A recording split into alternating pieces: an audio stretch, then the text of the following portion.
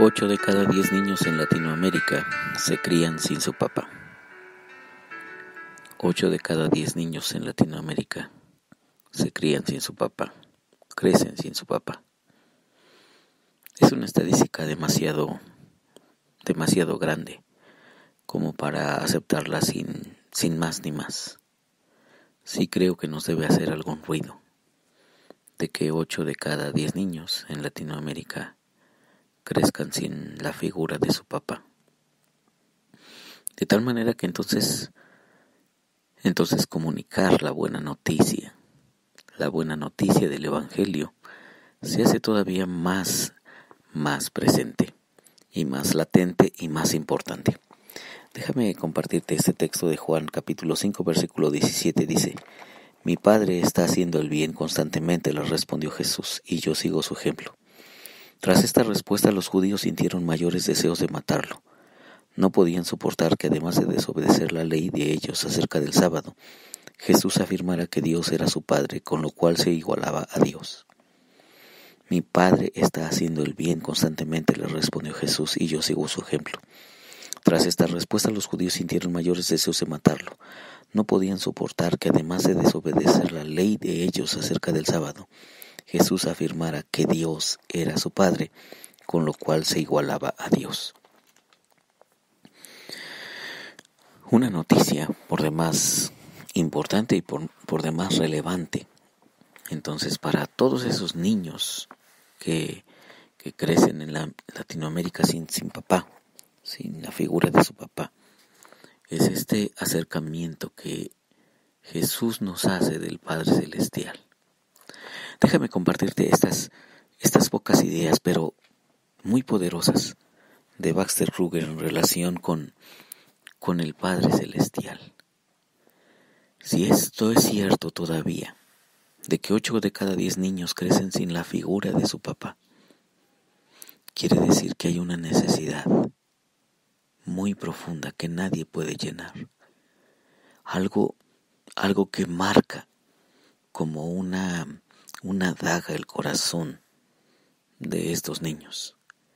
Y esta ausencia se nota de muchas maneras, en inseguridad, en temor, en angustia, en sentido de falta de protección, en muchas maneras. Pero fíjate lo que dice aquí. En todo el Antiguo Testamento, es decir, en 39 libros que tiene el Antiguo Testamento, solo existen 15 sitios donde a Dios se le llama Padre. Y aún así, el término se usa de manera general. Dios es el Padre de Israel o del Rey. Es absolutamente cierto que la paternidad de Dios está presente en el Antiguo Testamento, pero no es para nada el elemento central en el pensamiento de Israel acerca de Dios. Por otro lado, en Jesús encontramos a aquel que se alza en medio de Israel y habla de Dios como Padre más de 100 veces tan solo en el Evangelio de Juan. 179 veces en los 4 Evangelios. ¿Esto qué quiere decir? Quiere decir algo extraordinario. Que en Jesús hay una revelación especial y única que por miles de años, literal, la religión judía tenía miles de años antes de que llegara Jesús. Y por miles de años no hubo por absolutamente nadie una conciencia del Padre Celestial como la que Jesús trata de comunicarnos, y no solo trata de comunicarnos, sino como la que Jesús nos acerca. Nadie en la historia antigua, antes de Jesús, habló de Dios como el Padre Celestial. En ocasiones, continúo con la cita de Baxter Kruger, dice: en ocasiones pareciera como si cada frase comenzara con el Padre. Por ejemplo, en Juan 5, que te acabo de leer, dice: mi Padre hasta ahora trabaja. Y luego en Juan 5, 21 al 22, Jesús dice: porque como el Padre levanta a los muertos y les da vida, así también el Hijo a los que quiere da vida, porque el Padre a nadie juzga, sino que todo el juicio dio a su Hijo. La frase el Padre es virtualmente un estribillo en el famoso sermón de la montaña de Jesús, y como hemos visto, el Padre mismo es el tema de la parábola más famosa de Jesús. La he citado tantas veces en los devocionales, la famosa parábola del Hijo Pródigo. Ayer lo mismo lo citábamos en el devocional. Y es que, una vez más, Jesús nos trae una revelación única, una revelación que nadie jamás, antes ni después, ha hecho en relación con el Padre Celestial.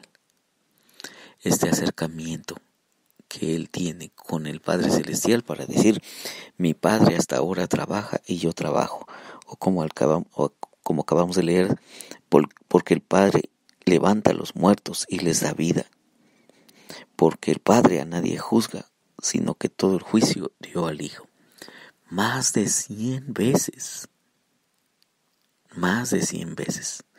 tan solo en el Evangelio de Juan, Jesús llama a Dios el Padre o su Padre. No existe un solo caso en todo el Antiguo Testamento, incluyendo los Salmos, donde un individuo dirija sus oraciones a Dios diciéndole Padre.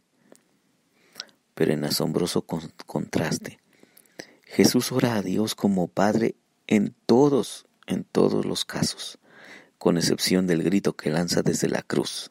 Pero aún allí en la cruz, recuerdas que está diciendo, Padre, ¿por qué me has abandonado? Pero esta excepción que dice, Dios mío, ¿por qué me has abandonado? Es de la única excepción que hay en el Nuevo Testamento cuando Jesús no lo llama su Padre. Pero es una cita del Salmo 22:1. En Jesús, concluyo con esta parte de la cita, en Jesús la concepción de Dios como Padre pasa de la periferia al centro de la escena. Es decir, en Jesús, Dios ya no es alguien lejano. Dios no es alguien periférico en la vida, sino Dios, el Padre Celestial, entra en el mero centro de la historia de Jesús, en el mero centro de su experiencia. Y eso es lo que Él quiere comunicarnos. Ya no merodea simplemente en el fondo. En Jesús se vuelve el foco de la atención. Y esto revela una conciencia personal de Dios por parte de Jesús, que va bastante más allá de recibir un mensaje profético que debe proclamar. Revela una profunda intimidad con Dios, una relación única con Él. Una vez más, si la estadística sigue siendo real, y dudo que haya cambiado honestamente, quizá han bajado los índices, pero ¿cuántos niños conocemos? Nuestros vecinos, nuestros familiares, nuestros amigos, que su papá no está, que su papá se fue. Si la estadística es real, entonces todos esos niños y niños que luego nos hemos convertido en adultos, necesitamos escuchar el mensaje de Jesús, el mensaje que Él nos trae al Padre Celestial, y que por medio de Él podemos tener una experiencia profunda de relación con nuestro Dios. ¿Te atreves este día a buscar al Padre Celestial? ¿Te atreves este día a tener una intimidad con Él? ¿Te atreves a buscarlo como tu verdadero Padre? Espero que sí. Que Dios te bendiga.